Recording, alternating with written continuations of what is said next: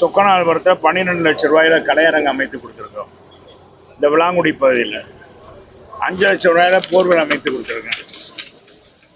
Ward 2 இதே வார்டில் கரிசக்குளம் கண்மாய்க்கரை மறுகால் வாய்க்கால் குறுக்கே புதிய பாலம். இந்த பக்கம் வந்தீங்கன்னா நம்ம பறவை அங்கிட்டு இருக்க தண்ணி பூரா இங்கே வந்தோன்னா இந்த பாண்டிய நகர் எல்லாமே மூழ்கிடும். அதுக்காக அது பாலம் இல்லாமல் இருந்துச்சு. அதுக்கு 25 லட்சம் ரூபாயில் என்னுடைய நிதியில் 25 லட்சம் ரூபாயில் கட்டி கொடுத்துருக்கேன். ரயில் நகரில் அங்கன்வாடி மையம் 12 லட்சம் ரூபாய் கட்டி கொடுத்துருக்கோம்.